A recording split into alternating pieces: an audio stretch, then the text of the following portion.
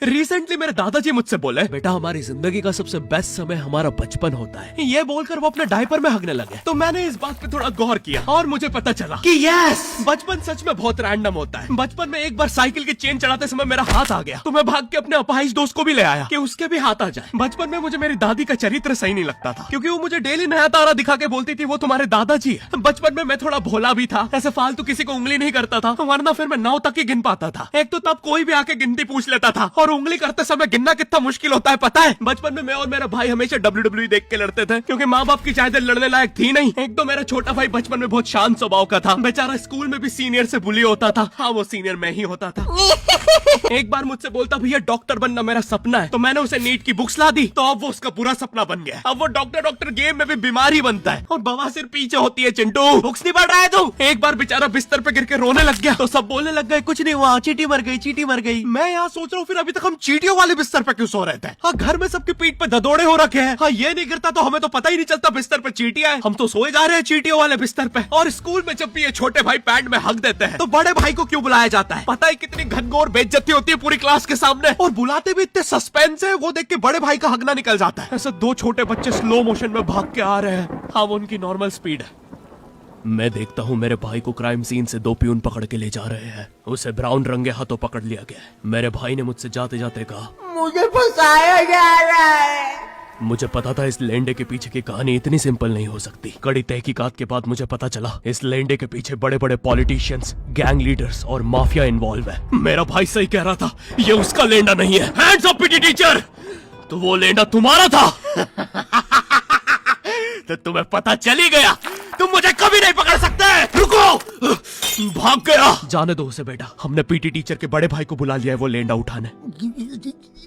लेंडा आपकी नजदीकी सिनेमा घरों में पड़ा होगा तो देख के पैर रखना। ये चैनल पे जितने भी अजीब और गरीब चीजें तुम देखते हो, ये मैं और मेरे भाई की लाइफ में हमेशा होती रहती है, और इसलिए हमने ये चैनल नॉट योर टाइप बनाया था। मेरे भाई ने कहा तू बोल और मैं एनिमेशन करता हूँ, और लो बन गया नॉट योर टाइप। आपके अरे अभी भी लेंडा लगा हुआ है। बचपन में बोले जाता था कि तुम जितने दांत तकिए के नीचे रखोगे तुम्हें उतने ही रुपये मिलेंगे। तो मैंने दादी की 32 रख दी, तो मुझे 32 रुपए मिले। वो 32 7,000 की थी। जो पिटा हूं ना मैं घर पे, साली स्कैमर दांतों वाली परी चांदी का दांत ले जाके 1 रुपया देती है। दांतों से याद है, बचपन में सब सूखा बॉर्नविटा खाते हैं क्योंकि दांत दूध के होते हैं। ठीक है, ये वाला जोक हटा दूंगा। बचपन में मुझे चुड़ैलों से बहुत डर लगता था। एक बार मुझे चुड़ैल के पैर के निशान दिखे तो मैं उल्टा भागा, पर फिर मैं चुड़ैल के ही घर में आ गया। हाँ, मैं पट्टी में भूल गया था उसके पैर उल्टे होते हैं। तो फिर मैंने सोचा इसका पीछे से सर फोड़ देता हूँ। सर फोड़ने गया तो वो उसका मुंह निकला। फिर से भूल गया कि साली चुड़ैलों के बाल भी मुंह पे होते हैं। आदमी को पता चले तो चले कैसे। जब मैं छोटा था नींद में बिस्तर भी बहुत गीला करता था। मेरी मम्मी हमेशा गुस्सा करती थी कि सोने से पहले सुसु किया कर। अब उन्हें कैसे बताऊं, फिर गीले बिस्तर में मुझे नींद नहीं आती। बचपन में मुझे गुस्सा भी बहुत आता था, तो मेरी मम्मी ने मुझे एक रेड स्टोन की अंगूठी पहना दी, और सरप्राइजिंगली उससे मेरा गुस्सा इतनी जल्दी उतरने लग गया, क्योंकि अब मैं जब अंगूठी पहन के लोगों को पीटता था तो गुस्सा इतनी जल्दी शांत होता था। वैसे ये अंगूठी मुझे एक बाबा जी के आश्रम से मिली थी। जब मैं वो आश्रम में गया था, वहाँ एक बहुत ही हॉट सी बंदी मुझे देख के बार बार स्माइल करे जा रही थी, तो मैंने भी मौके पे चौका मारा और जल्दी से अपना नंबर पेपर पे लिख के उसकी तरफ फेंक दिया। वो बंदी ने भी बड़े प्यार से मेरा नंबर उठाया और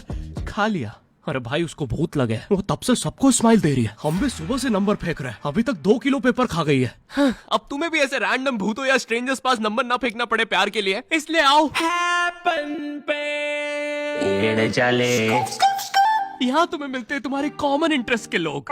मुझे बॉर्नविटा बहुत पसंद है। मुझे भी रोहित। आओ मन बुद्धि हैंडशेक करते हैं। हैपन पे मिलती है आपको उन लोगों की प्रोफाइल्स जिनके साथ आप पाथ क्रॉस करते हैं। यहाँ तुम अपने एरिया के लोगों की प्रोफाइल्स भी देख सकते हो। यही नहीं, जो लोग तुम्हारे फेवरेट स्पॉट पे जा चुके हैं, यहाँ तुम्हें उनकी प्रोफाइल्स भी मिलती है। तो अभी जाकर अपना नेक्स्ट क्रश स्पॉट करो अपने ही मन पसंदीदा स्पॉट पे। तो अभी जाकर डाउनलोड करो, लिंक डिस्क्रिप्शन में। Thank you happen. बचपन में मेरी मम्मी हमेशा बोलती रहती थी कि बाहर जाके खेलो। अब बाहर मेरे मोहल्ले के बच्चे भाई वो ऐसे अजीब अजीब से गेम्स खेलते थे। कहीं ड्रैगन फ्लाई में रस्सी बांध के उसको पेट बना लिया है, कहीं नंगे भाग रहे टायर के पीछे लकड़ी मारते मारते। मेरी मम्मी को उन पे दया आ रही है कि बेचारे गरीब बच्चे किसी भी चीज से खेल लेते हैं, फिर हमारी कार पलट जाती है। हाँ, वो टायर हमारी कार का था। और मुझे एक बात बताओ, चक्के से खेलने पे वो गरीब कैसे कंसिडर हो रहे हैं? क्या पता उनने कार खरीद के चक्का निकाला हो, क्या पता लैम्बोर्गिनी के चक्के से खेल रहे हो। नहीं, तुम्हें कैसे पता चल रहा है वो गरीब है या अमीर? और एक चक्के से इतनी सारी एक्टिविटी करेंगे ये लोग। कभी चक्के में रस्सी बांध के झूला बना दिया, कभी झूले से फिका के खुद को लूला बना दिया, कभी लूले पे झूला बांधकर हुला हू बना दिया। ये इतने हरामी बच्चे थे, इनके साथ कोई भी घर घर नहीं खेलता था, क्योंकि घर ये जुए में लगा के हार जाते हैं। ये वो बच्चे जिन्हें तुम रिमोट कंट्रोल कार भी दोगे तो उसकी मोटर निकाल के पंखा बनाएंगे। एक बार इन्होंने रिमोट कंट्रोल रिमोट बनाया था। तुम अगर इस रिमोट पे बटन दबाओगे तो इस रिमोट पे बटन दबेगी, बस। ये लोग मकर संक्रांति के दिन पतंग भी लूटते थे दुकानों से। पतंग से याद है मैं बचपन में अपने दोस्त जनक के साथ बहुत पतंग उड़ाता था। जनक गुजराती था और गुजराती लोग तो बहुत बड़े पतंगबाज होते हैं। वो लोग गला काटने के बाद भी काहे पहुंचे चिल्लाते हैं। जनक मेरे घर पे इतना बड़ा गिर्रा लेके आता था पतंग उड़ाने। उस पर पता नहीं कितने 1000 किलोमीटर का मांझा लपटा होता था। हम दोनों का सपना था उस गिर्रे की पूरी ढील देना। एक बार तो गिर्रा खाली होने ही वाला था पर वो पतंग तो घूम के हमारे पीछे से आ गई। हमने हमारी ही पतंग काट दी। तो इस बार हमने सोचा पतंग पूरी परपेंडिकुलर उड़ाएंगे, स्ट्रेट। हमने 2 घंटे ढील दी। वो मांझे में वेव सिग्नल आने लग गए प्राचीन भाषा में। हमें लगा हमने एलियंस ढूंढ लिया, बट फिर धीरे से वो सिग्नल क्लियर हुआ। हमें पता चला हमने कोई नासा का 100 मिलियन का टेलीस्कोप काट दिया।